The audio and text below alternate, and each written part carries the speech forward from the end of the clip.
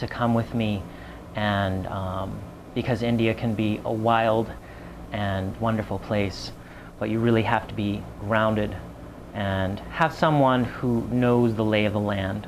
And I didn't want to be overly confident in that area, and I certainly wasn't. So sharing this pilgrimage, it was kind of intense. Like, I brought these people and I was like, okay, we're going to get up at 7:30 in the morning, we're going to do our meditation, and we're going to practice our yoga, and it's going to be hot, so we need to really get that out of the way. And I had with India, you can always have your plans, but you know something else will evolve. I had all my music together, but we got there to this beautiful outdoor yoga pavilion, and in the morning there was you had the jungle sounds of birds and a slight sound of the ocean, but really what you were hearing was the music of the mosque that was not so far away, and Hindu temples, and their music would kind of mix, and you wouldn't really be able to distinguish Arabic from Malayalam, and or Hindi. There were many languages coming through, but it all mixed together in really a perfect ambience. So that was the beginning, bringing in these people who, some of them had been my students for some time, but it was still a new way to get to know people and practice in a daily continuity. And every evening we would meet and we would have discussions on the historical, religious, and really the socio-political implications of this culture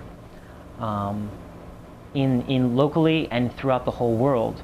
What was significant at that time, I had arrived in Mumbai, and then I flew to Kerala, and once I got to Kerala, the Swami who was supposed to meet me was in Pune, and I heard there had been a bombing, and it was a German bakery, and I had to call him right away to find out if he was okay. He lives very close to that area. And it's kind of this land of peace, this land of harmony, and there are such contrasts that happen. So we talked about the relationship of the Muslim culture, the culture of Islam, and the Hindu culture, and how that really came together historically, and how that came together harmoniously. And it really seemed to come together where we were in Kerala. This southern point of India was a historic place where teachers had laid the foundation for bringing together culture. In fact, my Swami brought me to a place very near the retreat resort where we were staying. It was called the Shivagiri Ashram, and there was a person there. The founder of that ashram was Narayan Guru, and he brought me to this place, and he said, yes, Gandhi and him would sit, they would meet here, and when Gandhi was troubled, he would come and ask for advice, and they would sit for long hours. So this was of great interest to me. It really brought it home. Gandhi had really, that was his main vision, was to bring together he would say, I am a Muslim, I am a Jew, I am a Christian, I am a Hindu. And in that meaning, in the spirit of love, in the spirit of devotion, in the spirit of humanity. And that's what really came together in Kerala. They do not call themselves a Hindu state.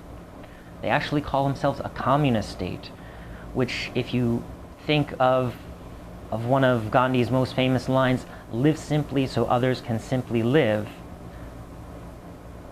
you see how that is the undertone of living in harmony, living in consideration of others.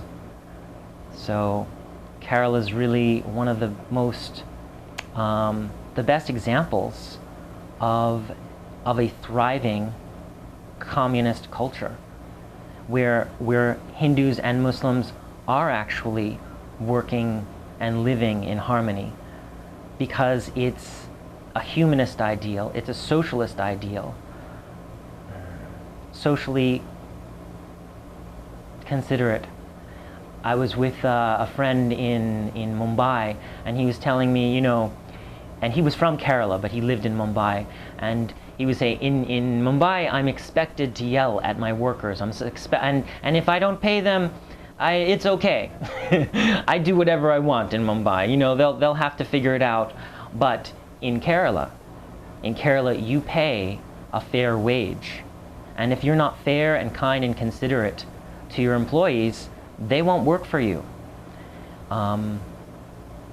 It's not just because they have a thriving, like, economy. I mean, it is a beach town, it's beach cliffs, it's beautiful water that's coming up through the cliffs and the surrounding areas, mangoes and papayas, they have all this, but it is a pride and a spiritual tradition of respect for one another.